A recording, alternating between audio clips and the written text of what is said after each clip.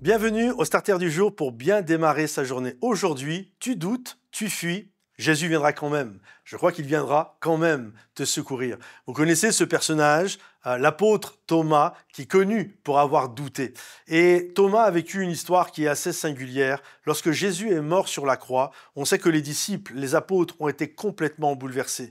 Et la Bible nous dit que 10 d'entre eux se sont enfermés dans la chambre haute. Littéralement, à double tour, ils ont verrouillé la porte parce qu'ils avaient peur des religieux. Ils avaient peur que ce qu'on avait fait à leur maître, ce qu'on avait fait à Jésus, on leur fasse à eux. Et vous le savez qu'ils étaient 12, les apôtres. Il y en a un qui est Judas. Malheureusement, il n'était plus là. Il s'est pendu. Puis le 11e, c'était Thomas. Et Thomas n'est pas avec eux dans la pièce. Et on doit comprendre que Thomas, s'il est connu pour avoir douté, Thomas, ce n'est pas un disciple, ce n'est pas un apôtre qui est tiède. C'est quelqu'un qui était totalement engagé envers Jésus. La Bible nous dit, Jean chapitre 11, qu'il était prêt à aller mourir avec Jésus. Il fait partie de ces gens, tu es peut-être comme ça, il fait partie de ces gens qui aiment Jésus de tout son cœur et qui étaient prêts à donner sa vie pour son maître. Il était prêt à donner sa vie pour Jésus. Oui, mais voilà, quand Jésus est mort sur la croix, qu'il a prononcé « Mon Dieu, pourquoi m'as-tu abandonné ?»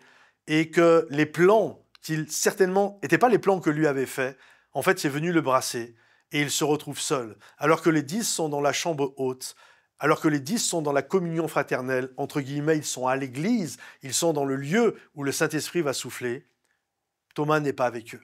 Thomas, lui, il est en train d'errer dans les rues, en train de se poser 1000 questions, toute la ribambelle des pourquoi.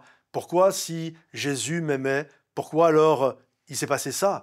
Pourquoi papa est parti de la maison? Pourquoi maman est morte? Pourquoi maman boit? Pourquoi j'ai perdu mon travail? Et il est là certainement en train d'errer dans les rues de Jérusalem et il se demande si ça a encore du sens, si la foi a encore du sens, si ça a encore du sens qu'il rejoigne les gens à l'église, dans la chambre haute, dans la communion fraternelle. Et il est là en train de se poser c'est pourquoi. Et peut-être aujourd'hui, tu écoutes ce starter et certains vous posez la question, est-ce que ça a encore du sens que je garde la foi? Est-ce que ça a encore du sens que je rejoigne les autres dans la pièce? Est-ce que ça a encore du sens que j'aille dans la chambre haute? Est-ce que ça a encore du sens que j'aille à l'église?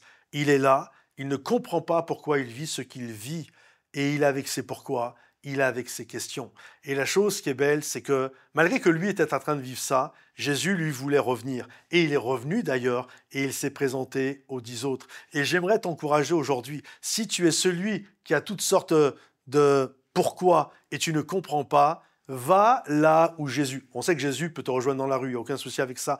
Mais là, Jésus s'est présenté dans la chambre haute. Retourne dans la pièce. Retourne là où il y a la communion fraternelle. Retourne là où Jésus est là. Et je ne suis pas en train de te dire retourner dans des endroits qui sont mal famés, où il y a toutes sortes de folies. Mais trouve un endroit, une bonne église. Trouve un endroit où tu vas pouvoir vivre ta foi vraiment. Parce que c'est ce que le Seigneur désire. Et nous, des moments, on est comme Thomas. On se pose 1001 questions. Non, retourne dans la pièce, retourne avec les 10 autres. Que Dieu te bénisse, que Dieu t'encourage. Si ce message t'a béni, pense à le liker. Si ce message peut parler à une personne, pense à le partager, à le commenter. À bientôt les amis, bye bye.